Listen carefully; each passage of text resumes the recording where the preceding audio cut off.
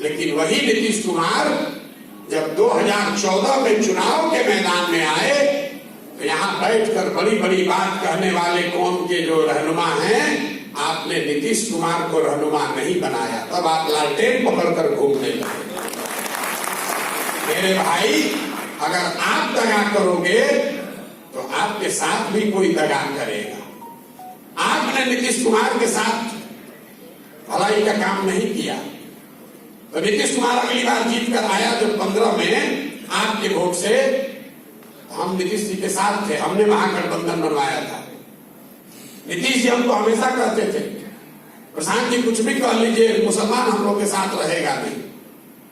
तो जैसे ही उनको मौका लगा, आपको ठग कर भाजपा की ओर चला गया।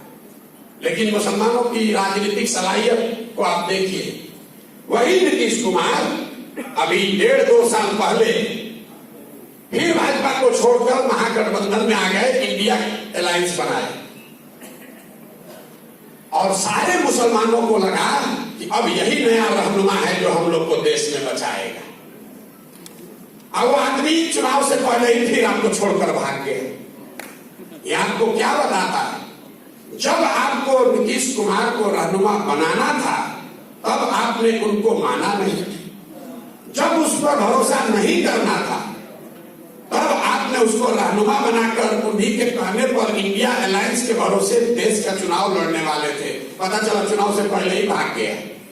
ये तो भला हो कि चुनाव से पहले भागा, लेकिन अगर नहीं भागे होते हम आपको लिख के देते, यहाँ जितने जितने दानिश्वर मुसलमान बैठे हो, समझदार बौद्धिक तौर पर प्रबुद्ध लोग, सब लोग जाकर आप लोग नीतीश को वोट देते हैं। जीतने के बाद वो आदमी भागता, तो आपका जान बच गया कि इस बार वोट लिए लेने से पहले ही भागता।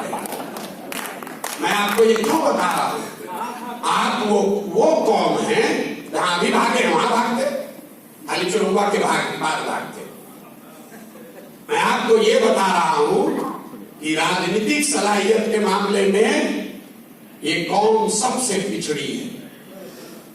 आपसे ज्यादा राजनीतिक समझदारी दलित समाज को भी है, अति पिछड़े समाज को भी, किसी भी समाज को आपसे ज्यादा राजनीतिक सलाहियत है।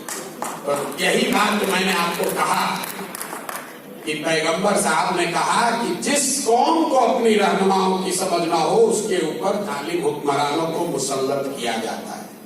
बात अगर पैगंबर साहब ने कही है तो गलत नहीं हो सकती, लेकिन आप अपनी सुविधा अनुसार उसका आधा लाइन पढ़ रहे हैं। आज के हुक्मरान जालिम है ये तो आप पढ़ रहे हैं, उस पर चर्चा कर रहे हैं, लेकिन किस गलती से ये जालिम हुक्मरान आपके ऊपर मुसल्लत किए गए हैं ये नहीं समझना चाहते। इसीलिए आपकी ये दुर्दशा। अब प्रशांत किशोर का आपको रहनुमा दिख रहा, कोई बार आए कि आप बताइए आप कितना हक दीजिएगा, क्यों आप हमसे हक मांग रहे? आपकी अपनी ताकत नहीं है। 18% की आबादी का जिसका दावा कर रहे हैं, जिसका दम भर रहे हैं, 18% की आबादी में कोई लड़का नहीं है जो यहाँ बैठे और यहाँ हिंदू समाज के लोग बैठकर कहे कि आप हमारे रहनुमा हो जाइए। कोई तो नहीं कह रहा। हम लोग तो कोई ऊपर से नहीं आए। ये क्यों है? क्योंकि आपके मन में राजनीतिक बंधुआ मजदूरी घुसा दिया गया है। आपको ये बता दिया गया है कि आपको किसी ना किसी के पीछे ही चलना है। आप चाहे कांग्रेस के पीछे चलिए या राजद के पीछे चलिए, अब आपको लग रहा है प्रशांत किशोर के पीछे चले।